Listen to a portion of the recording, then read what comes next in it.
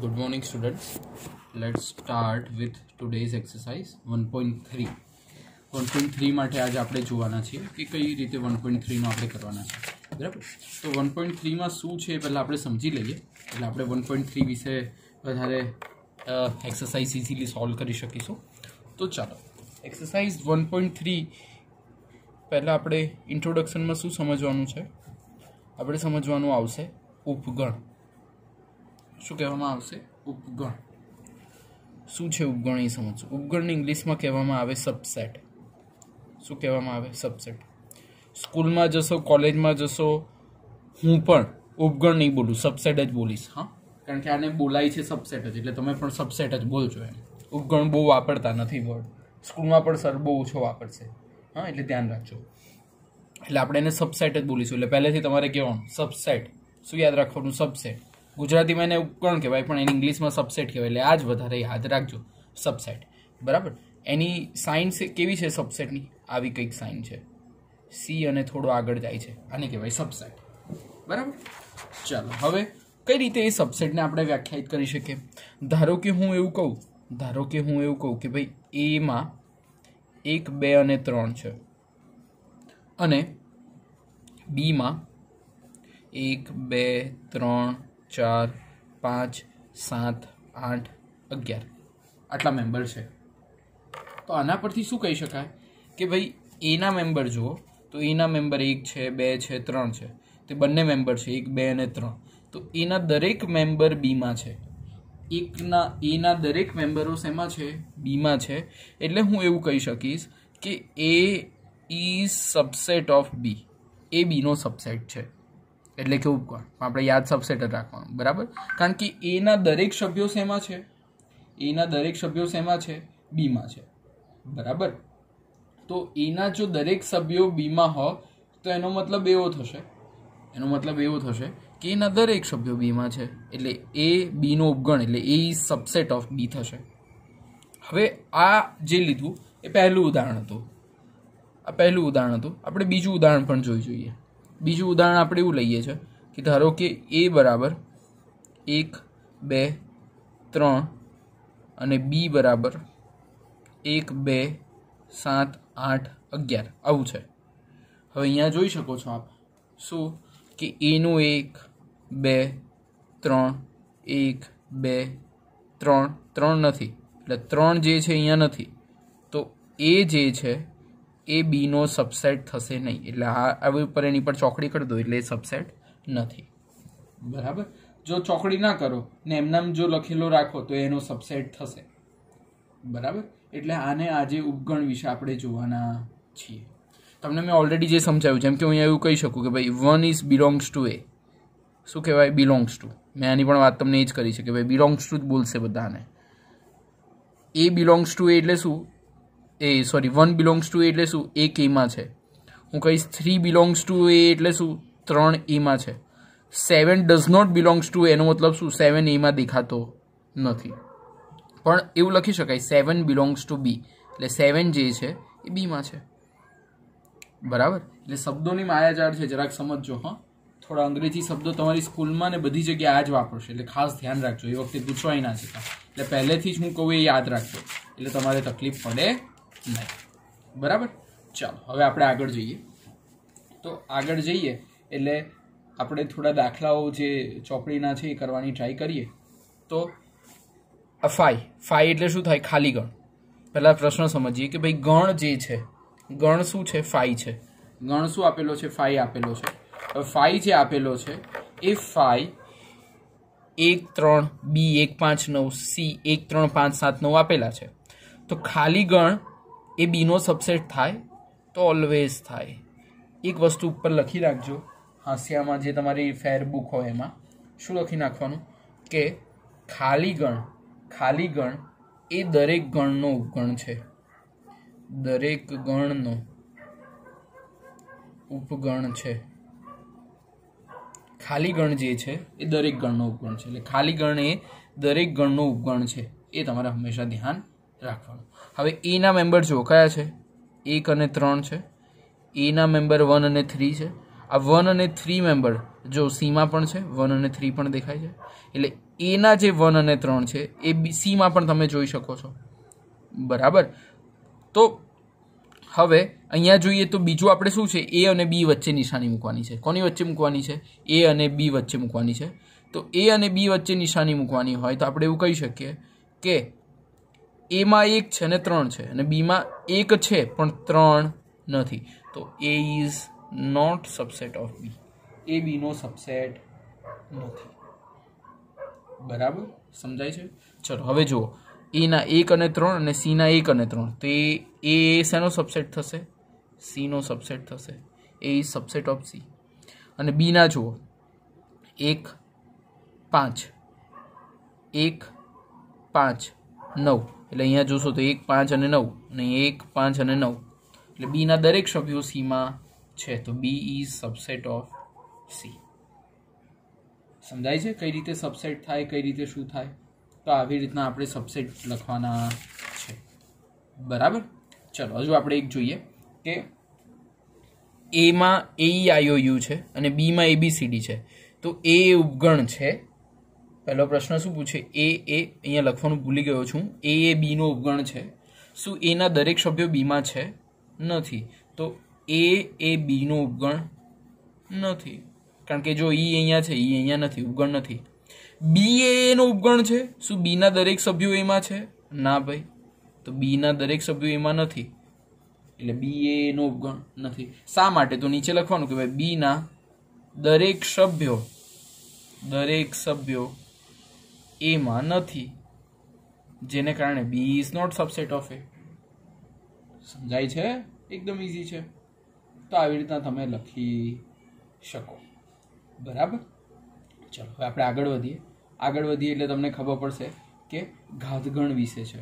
આ ઘાતગણને power set કહેવાતો હોય છે. તો ઘાતગણ શોધવાનો કયો છે કે ભાઈ એનો ઘાતગણ. તો એક સૂત્ર લખજો કે ઘાતગણ શોધવા માટેનું સૂત્ર છે 2n.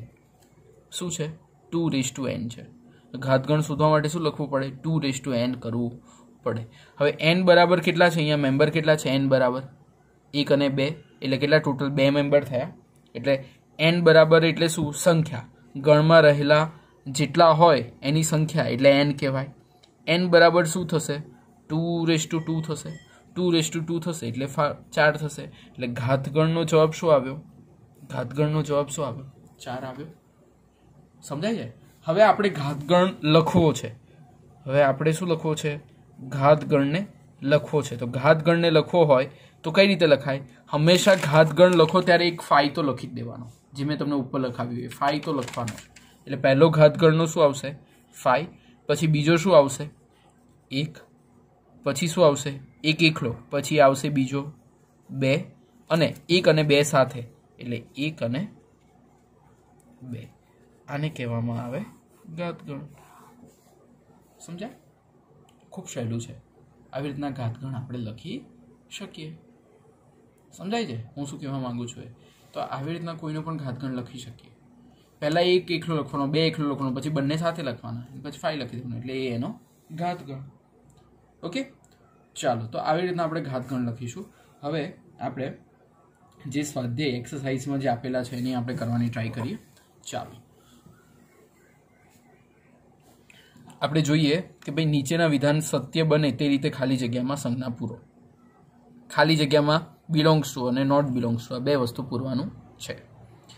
2 3 4 2 3 4 લેવા જઈએ તો 2 3 4 છે. તો 2 3 4 તમે જોઈ શકો છો કે ભાઈ 2 3 4 છે એ 1 2 3 4 5 માં છે કે નહીં? તો જુઓ 2 છે, 3 છે, 4 છે, બધા છે. તો શું કહેવાશે? સબસેટ છે ભાઈ, બરાબર. પછી ABC તો અહીંયા એ છે, અહીંયા એ નથી, એટલે સબસેટ નથી, બરાબર. પછી જો ત્રીજો મસ્ત છે, એક્સ એ તમારી શાળાના 11માં ભણતા વિદ્યાર્થીઓ.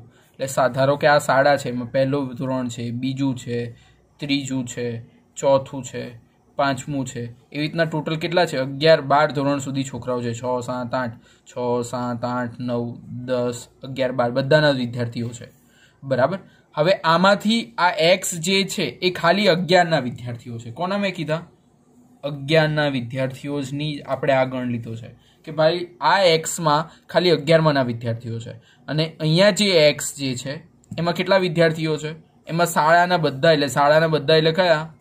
1 2 3 4 5 6 7 8 9 10 11 12 બધા આવી ગયા. તો 11 ધોરણવાળા વિદ્યાર્થીઓ તમારી આખા શાળામાં સમાઈ જાય? 11 ધોરણના વિદ્યાર્થીઓ શું તમારી શાળાના વિદ્યાર્થીઓમાં સમાઈ જાય ખરા?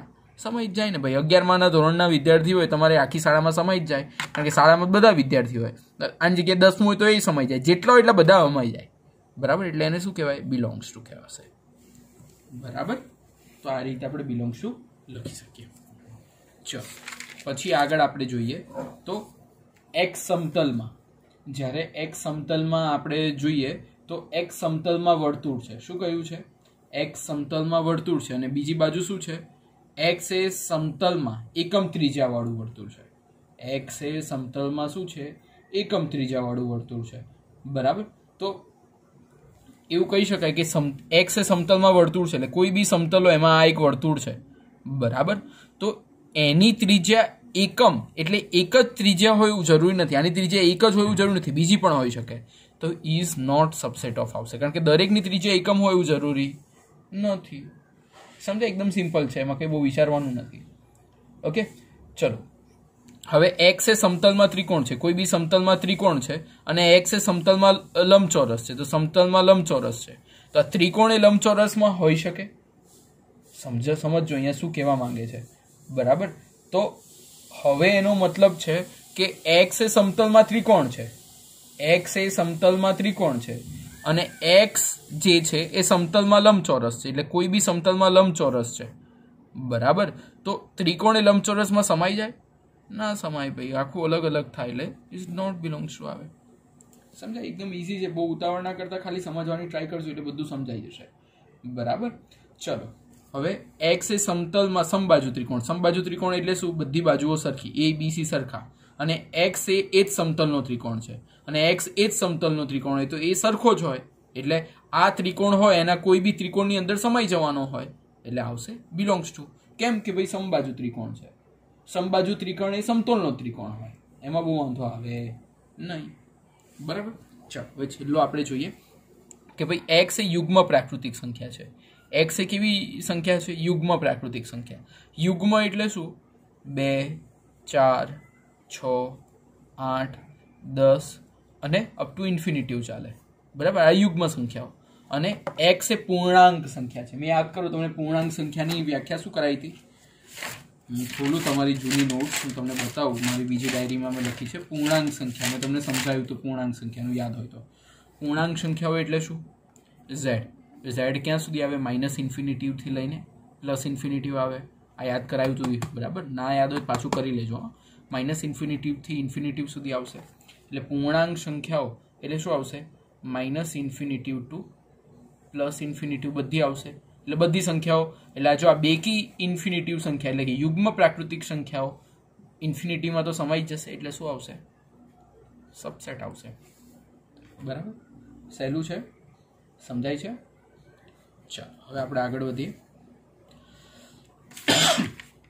આ કર્યું ABCDEFG સુધી કર્યું, ચાલો વાંધો નહીં. હવે નેક્સ્ટ જોવાનું છે આપણે કે વિધાન સત્ય છે કે નહીં એની ચકાસણી આપણે કરવાની છે. તો A અને B સભ્યો જે છે એ BCAમાં આવી જાય? આવી જાય. A અને B સભ્યો જે છે B અને A બંને છે, એટલે એકચ્યુઅલી તો અહીંયા શું હોવું જોઈએ? સબસેટ છે, પણ નોટ સબસેટ છે, એટલે આ વિધાન શું છે? ખોટું છે. કેવું છે? ખોટું. A અને B સબસેટ છે, પાછો સાચો જવાબ લખવો તો લખી નાખજો.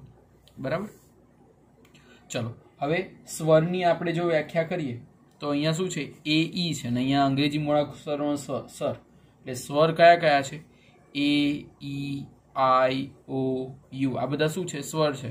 ને આ AE છે, તો AE દેખાય છે તમને, આમાં આવી જાય છે, તો આ વિધાન કેવું છે? ખરું છે કે ભાઈ બધા વસ્તુઓ આવી જાય છે. હવે 1 2 3 એ સબસેટ છે 1 3 5 નો, પોસિબલ છે કારણ કે 1 અને 3 છે ને અહીંયા 1 અને 3 છે, પણ 2 અહીંયા છે પણ 2 અહીંયા નથી, એટલે આ સબસેટ થશે નહીં. એટલે શું થશે? ખોટું થશે. હવે સમજો, આ બહુ ઇન્ટરેસ્ટિંગ છે. હા, બહુ ઇન્ટરેસ્ટિંગ છે. એ એકલો છે ને એ બી સી છે, એ એકલો છે તો એ બી સી માં સમાઈ જ જાય તો શું થશે? ખરું જ થશે. આના જેવું એક આવશે એટલે હવે ધ્યાન રાખજો, આમાં ગૂંચવાઈ જાય છે. જો અહીંયા સબસેટ લખેલું હોય તો સાચું, બીજી કોઈ નિશાની ના ચાલે. જેમ કે હું અહીંયા કહું તમને કે એક અહીંયા પ્રશ્ન લખવાનો મારો રહી ગયો લાગે છે, કે લખ્યો છે મેં કશે નથી લખ્યો, DEF. ચલો અહીંયા પ્રશ્ન લખી દઉં છું કે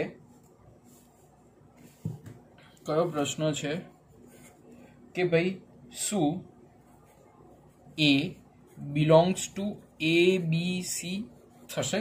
આ ખરું છે કે ખોટું છે એવું પૂછ્યું છે તમને, બરાબર? તો આનો જવાબ એવી રીતના આપવો પડશે, આની જગ્યાએ સબસેટ હોય તો સાચું, જેવી રીતના આપણે અત્યારે જોયું, પણ આ બિલોંગ્સ ટુ ની સાઇન છે એટલે તમે એવું લખી શકો કે A બિલોંગ્સ ટુ ABC, પણ છગડીયો કૌંસ, અહીંયા છગડીયો કૌંસ હોય A બિલોંગ્સ ટુ ABC એવું લખી શકો નહીં, એટલે આ વિધાન ખોટું થશે, ખાસ ધ્યાન રાખજો. હા, આ ઘણી વાર ભૂલ થાય છે. છગડિયા કૌંસનો સભ્ય જે A છે બિલોંગ્સ ટુ ABC ના હોય, ખાલી A બિલોંગ્સ ટુ ABC હોય, ચલો એમાં માન્ય, એમાં કંઈ ખોટું નથી. B બિલોંગ્સ ટુ ABC છે પણ છગડિયા કૌંસમાં એ ખોટું પડે, ખાસ ધ્યાન રાખજો, આ બહુ પૂછાતું હોય છે. ઓકે, ચાલો હવે આપણે જોઈએ તો 6 કરતાં નાની યુગ્મ પ્રાકૃતિક સંખ્યાઓ કઈ કઈ હોય? 6 કરતાં નાની યુગ્મ પ્રાકૃતિક સંખ્યાઓ કઈ? 2 અને 4 છે, અને x એ 36નો અવયવ હોય એવી પ્રાકૃતિક સંખ્યા. એટલે 36નો અવયવ કોણ હોઈ શકે? એક તો 1 36નો અવયવ છે, 2 36નો અવયવ થાય. 36ના અવયવ પાડો તો ખબર છે ને તમને, પાડ્યા હોય તો 2 18 2 9 આયા છે ને, આવી રીતના 9 દુ 18 દુ 36 એવી રીતના બી પાડી શકો, બરાબર? બીજું 36નો અવયવ હોય એવી સંખ્યા જોવા જાવ તો 2 3 વડે ભાગી શકો 36ને, 4 વડે ભાગી શકો 9 ચોક 36, 5 વડે ભાગી શકો ના ભાગી શકો એટલે નહીં આવે, 6 વડે ભાગી શકો 36, 7 વડે ભાગી શકો ના ભાગી શકો, 8 વડે 9 વડે ભાગી શકો, 12 વડે ભાગી શકો, 18 વડે ભાગી શકો, 36 ભાગી શકો. તો આ 2 અને 4, આ 2 અને 4 બંને છે તો આ એનો સબસેટ થશે, એટલે આ કેવું છે? ખરું છે. સમજાય? એટલે આવી રીતના કરવાનું છે, જરાક ધ્યાન રાખજો પ્રોપર, એટલે તમને સમજાય, બરાબર? ચાલો હવે આગળ જઈએ. આ ખૂબ અગત્યનો દાખલો છે, હા, ખૂબ અગત્યનો દાખલો છે. ચાલો હવે જુઓ કે A બરાબર 1 2 પછી જોજો છગડિયા કૌંસમાં 3 4 આપ્યા છે, ખાસ આમાં લોચા ના થાય. પછી 5 અને પાછો છગડિયો કૌંસ. કયા વિધાન સત્ય છે અને અસત્ય? જો મને એટલું પૂછ્યું હોય, ધારો કે મને આ દાખલો એવી રીતના પૂછ્યો હોય, હું તમને બીજી એક નોટ લઉં છું એટલે તમને સમજાય.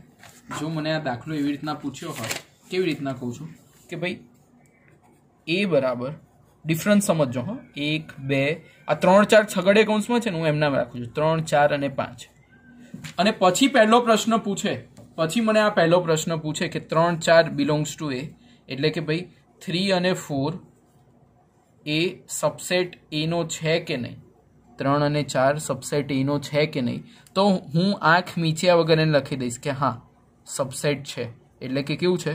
ખરું છે, કારણ કે 3 4 જે છે એ એમાં છે. પણ તમને અહીંયા શું લખ્યું છે? આ 3 4 ને છગડિયા કૌંસમાં કરી દીધા છે છોકરાઓ, એટલે છગડિયા કૌંસમાં કર્યા અને પછી આ 3 4 જે છે એ શું સબસેટ એના છે? શું એના સબસેટ છે? ના, એની પાછળ બીજો છગડિયો કૌંસ હોવો જોઈએ તો થઈ શકે. સમજાય છે ફેર? એટલે 3 4 ની પાછળ છગડિયો કૌંસ હોય તો, કારણ કે ઓલરેડી છગડિયો કૌંસ છે એટલે આ ગણાય નહીં. એટલે આનો મતલબ શું થશે? પહેલું વિધાન શું થશે? 3 4 એ સબસેટ એનો નથી. ખોટું. કેમ? અહીંયા અંદર છગડિયો કૌંસ છે એટલે તમારે બહાર બી એક કરવો પડે, તમે કર્યો નથી, બરાબર? ચાલો પછી નેક્સ્ટ જોઈએ. નેક્સ્ટ શું છે? 1 બિલોંગ્સ ટુ A. શું થશે? આપણે એના જેવું એક 3 4 બિલોંગ્સ ટુ A થશે એ વાળું બી એક સ્ટેટમેન્ટ છે. જો હા, ચલો મને કહો 3 4 બિલોંગ્સ ટુ A થશે? કેમ થશે કહો? કારણ કે એક સભ્ય છે. જો અહીંયા હું તમને સમજાવતો તો, એ જોજો જરાક બી ગૂંચવાતા નહીં, હું તમને સમજાવું છું પાછું કે ભાઈ આવી રીતના છે, તમને 1 2 3 4, બરાબર? તો આપણે શું લખતા? 3 belongs to A, 4 belongs to A. પણ આવું ના લખી શકો. છગડિયા કૌંસમાં does not belongs to A, છગડિયા કૌંસમાં 4 does not belongs to A. એવી રીતના આપણને કેવું આપ્યું છે? આપણને કેવું આપ્યું છે? ए बराबर શું આપ્યું છે 1 2 3 4 અને 5 એમાં 3 4 ને એક સભ્ય તરીકે લીધા છે એટલે આ એક સભ્ય છે તો ખાલી સભ્ય તરીકે 3 4 બિલોંગ્સ ટુ એ ચાલે કારણ કે આ એક સભ્ય થયો આ એક સભ્ય થયો આ 4 એક સભ્ય થયો આ 3 4 છગડિયા કૌંસમાં એક આખો સભ્ય થયો એ બિલોંગ્સ ટુ એ લખી શકો સમજાય છે ફેર જે છે એટલે તમે 3 4 બિલોંગ્સ ટુ એ લખી શકો ખરું બરાબર સમજાય છે પછી બોલો જોઈએ કે ભાઈ 1 બિલોંગ્સ ટુ એ થશે હા ભાઈ થશે ખરું છે પછી 1 2 5 બિલોંગ્સ ટુ એ થશે પણ છગડિયા કૌંસમાં તમે લીધું બિલોંગ્સમાં ખોટું થાય નહીં સમજાય છે 5 સબસેટ ઓફ એ હંમેશા 5 એટલે ખાલી ગણતો હોય જ સાચું બરાબર આ રીતના 1 બાય 1 કરતા રહેજો 1 બિલોંગ્સ ટુ એ બરાબર 1 ઇઝ સબસેટ ઓફ એ એટલે એ સબસેટ 1 નો છે શું 1 એ સબસેટ એ નો છે વિચારો જોઈએ છે 1 ઇઝ સબસેટ ઓફ એ થશે કે નહીં થાય મને વિચારીને કહો છો હું એકલો નહીં કરું તમે થોડું વિચારતા રહો તો જ થશે ને હું એકલો કરીશ તો ખોટું પડશે બરાબર 1 ઇઝ સબસેટ ઓફ એ ના થાય છગડિયા કૌંસમાં 1 ઇઝ સબસેટ ઓફ એ થાય 1 તો બિલોંગ્સ ટુ એ થાય સમજાય એટલે આ શું થશે ખોટું થશે બરાબર સમજતા રહેજો છોકરાઓ 1 2 3 ઇઝ સબસેટ ઓફ એ થશે શું પૂછ્યું છે 1 2 3 ઇઝ સબસેટ ઓફ એ થશે નહીં થાય કારણ કે આ 3 ને 4 તો એક આખા સભ્ય છે ભાઈ એ સબસેટ થાય નહીં શું 5 અને એની બાજુમાં છગડિયા કૌંસ એ સબસેટ થશે આ મસ્ત છે થશે ના થાય ભાઈ ના થાય એનું કારણ શું છે કે હવે અહીંયા તમે જોવા જાઓ તો તમારે છગડિયા કૌંસમાં શું છે છગડિયા કૌંસ જે છે બિલોંગ્સ ટુ એ હોઈ શકે બિલોંગ્સ ટુ એ હોઈ શકે બરાબર દરેકનો ખાલી ગણતો સભ્ય હોય જ એમાં વાંધો નથી પણ સબસેટ હોવું પોસિબલ નથી એટલે આ એનો સબસેટ ના હોઈ શકે એટલે આ કેવું છે ખોટું છે બરાબર 3 4 અને એની આજુબાજુ છગડિયો કૌંસ આ જે મેં તમને હમણાં આગળ શીખવાડ્યું આ મેં હમણાં તમને શીખવાડ્યું 3 4 અને એની આજુબાજુ છગડિયો કૌંસ તો એ સાચું હમણાં મેં તમને શીખવાડ્યું ને આ 3 4 ભાઈ એ સબસેટ થશે એટલે ખાસ સમજતા લખજો ના સમજાય તો 2 વાર જોજો હા પહેલી વારમાં સમજાય નહીં જાય પહેલેથી જ કહું છું 1 2 5 સબસેટ છે કોના એના 1 2 5 સબસેટ છે કોના એના જો 1 2 5 સબસેટ કારણ કે 1 2 5 1 2 5 છગડિયા કૌંસમાં છે સબસેટ છે સાચું છે કોઈ ચિંતા જ નથી બરાબર અને 5 belongs to A 5 belongs to A તો 5 હંમેશા બિલોંગ્સ ટુ એ હોય એટલે કેવું છે સાચું છે એનું કંઈ ખોટું છે જ નહીં બરાબર ખાલી ઘરે દરેકનો ઉપગણ થાય છે એટલે 5 ઇઝ બિલોંગ્સ ટુ એ એમાં કંઈ ખોટું નથી ઘણી બુકમાં અસત્ય આપે છે પણ એ અસત્ય ના આવે સાચું જ આવે હા એટલે ધ્યાન રાખજો 5 ઇઝ બિલોંગ્સ ટુ એ જ આવે સાચું છે ઓકે ચાલો હવે આપણે આગળ જઈએ તો હવેનો જે છે એ બરાબર 5 હોય શું આપ્યું છે આપણને એ બરાબર 5 જો એ બરાબર 5 હોય તો તમામ મતલબમાં પહેલાં આ કરી લઈએ ચલો દરેક ગણોના ટોટલ ઉપગણ લખો તો ઉપગણ કેટલા હોય એનો ઉપગણ કયો 5 અને બીજો કયો એ પોતે તો ઉપગણ હોય એ બીના ઉપગણ કીધા હોય એ બીના ઉપગણ કીધા હોય તો શું થશે એ બીના ઉપગણ કીધા હોય તો 5 એ બી અને એ બી બરાબર પછી આ 1 2 3 ના ઉપગણ કહીએ તો એક તો 5 1 2 3 પહેલાં એકલા લઈ લીધા પછી હવે 2 ની પહે લઈએ 1 અને 2 2 અને 3 1 2 3 સાથે બરાબર તો આવી રીતના આપણે શોધી શકીએ બરાબર પછી આ 5 નો તો શું થાય ઉપગણ એ પોતે જ થાય બીજું કંઈ થાય નહીં 5 નો ઉપગણ શું થાય પોતે થાય આવી રીતના બીજું કશું થાય નહીં બરાબર ચલો હવે એવું પૂછ્યું છે કે ભાઈ એ બરાબર 5 હોય તો પી ઓફ એના કેટલા ઘટકો થશે તો ઘટકોની સંખ્યાનું મેં હમણાં તમને સૂત્ર લખાવ્યું કે ભાઈ ઘટકોની સંખ્યા બરાબર 2:n થાય શું થાય n તો n બરાબર શું છે 5 એટલે શું છે ખાલી છે તો 2 શું થશે 0 5 નો મતલબ શું થાય 0 સંખ્યા હોય એટલે ઘટકોની સંખ્યા કેટલી આવે 1 એટલે કઈ પોતે 5 જ બીજું કશું આવે નહીં સમજાય છે ચાલો હવે આપણે આગળ વધીએ હવે આપણે અંતરાલમાં જવાનું છે. ક્યાં જવાનું છે? અંતરાલ. તો ચાલો અંતરાલ માટે મારે તમને થોડું સમજાવવાનું છે. સમજાવી દઉં કે કઈ રીતે અંતરાલ સમજી શકાય. ચાલો તો અંતરાલ હું તમને સમજાવું. તમારી ચોપડીમાં અંતરાલ વિશે માહિતી આપી છે, તો અંતરાલ કઈ રીતે લખી શકાય. બરાબર. ચલો તો અંતરાલ વિશે સમજીએ. અંતરાલ સ્વરૂપ પહેલાં હું સમજાવું છું, પછી દાખલાઓ કરાવીશ. ચલો અંતરાલ સ્વરૂપનો મતલબ શું થશે જોજો, સમજો કે ભાઈ અંતરાલ સ્વરૂપમાં તમને એવું આપ્યું હોય, તમને શું આપ્યું હોય કે ભાઈ 0 less than a less than 2, આવી રીતના તમને આપ્યો હોય 0 less than a less than 2. તો આનો મતલબ શું થાય? એ શેમાં બિલોંગ્સ કરે છે? 0 અને 2માં. પણ આ કૌંસ કેવો છે? નાનો કૌંસ છે. બરાબર. એ જ વસ્તુ જ્યારે હું તમને કહું 0 less than or equal to a less than or equal to 2, તો આનો આન્સર કેવી રીતના લખાય ખબર? એ બિલોંગ્સ ટુ મોટો કૌંસ 0 અને 2. સમજાય છે? આટલો ફરક છે. Less than or equal to ની જ્યારે સાઇન આવે, less than or equal to ની સાઇન આવે ત્યારે મોટો કૌંસ આવશે. બરાબર. જેમ કે હું કહું આને સંખ્યા રેખા પર આપણે દર્શાવવું હોય તો શું થાય? 0 -1 1 2 3 4. તો 0 અને 2, 0 અને 2. હવે આ બંને વચ્ચે જે છે કુંડાળું કેવું કરો? ખાલી કુંડાળું જોઈએ. કેવું જોઈએ? ખાલી કુંડાળું. કારણ કે નાનો કૌંસ છે, 0 અને 2 નથી, એની